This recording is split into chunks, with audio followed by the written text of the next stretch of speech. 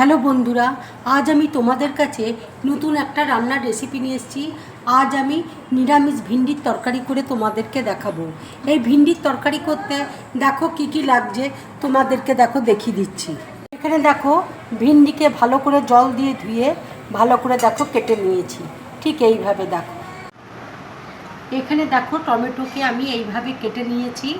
এখানে বেসন আছে, টক দই দেখো ফেটিয়ে রেখেছি।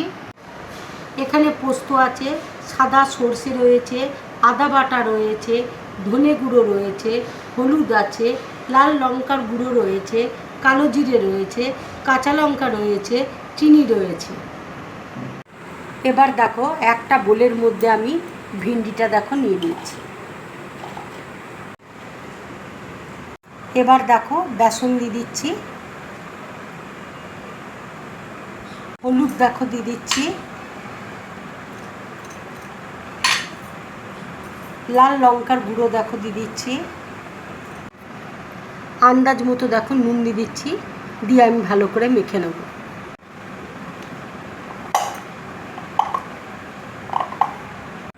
ভিন্ডিটা দেখো মেখে নিয়েছি, এবার আমি কিছুক্ষণের জন্য রেখে দেবো। এবার দেখো আমি মশলাটা বেটে নেব। এবার দেখো মিক্সির মধ্যে আমি সরষে দিয়ে দিচ্ছি, পোস্ত দেখো দিয়ে দিচ্ছি,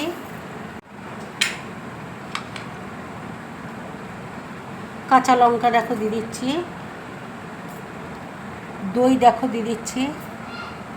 এবার দেখো মিক্সিতে আমি পেস্ট করে নিচ্ছি। এই রান্নাটা দেখো আমি সরষের তেলে করছি। কড়াইয়ে দেখো তেল বসিয়েছি, তেল গরম হয়ে গেছে। এবার আমি ভিন্ডিটা তেলের মধ্যে দিয়ে দিচ্ছি। সব ভিন্ডিগুলো দেখো আমি একসাথে দিয়ে দিলাম তেলে।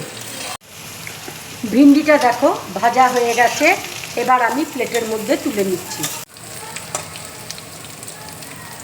এবার দেখো একটা বাটির মধ্যে আমি আদা বাটা দিয়ে দিচ্ছি। এবার দেখো ধনে গুঁড়ো দিয়ে দিচ্ছি, লঙ্কা গুঁড়ো দিয়ে দিচ্ছি, হলুদ দেখো দিয়ে দিচ্ছি,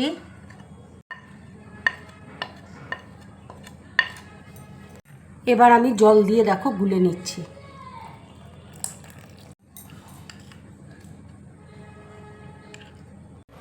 কড়াইয়ে দেখো আর একটু তেল আমি দিয়ে দিচ্ছি। এবার দেখো শুকনো লঙ্কা ফোড়ন দিয়ে দিচ্ছি। এবার আমি কালো জিরে দেখো দিয়ে দিচ্ছি।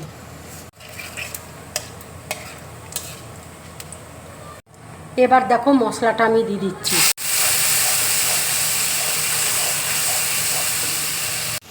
এবার দেখো টমেটো আমি দিয়ে দিচ্ছি।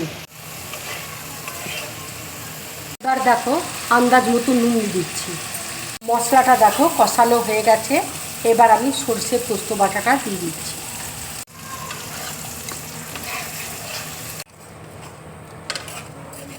কত সুন্দর দেখো কালারটা এসছে। এইভাবে ভিন্ডির তরকারি করে তোমরা গরম ভাতের সাথে খাবে, রুটি পরোটার সাথে খাবে, খুব ভালো লাগবে খেতে। এবার দেখো একটু চিনি দিয়ে দিচ্ছি। নিরামিষ তরকারিতে একটু মিষ্টি দিলে তরকারির স্বাদ হয় খুব ভালো। এবার দেখো ভিন্ডিটা আমি দিয়ে দিচ্ছি।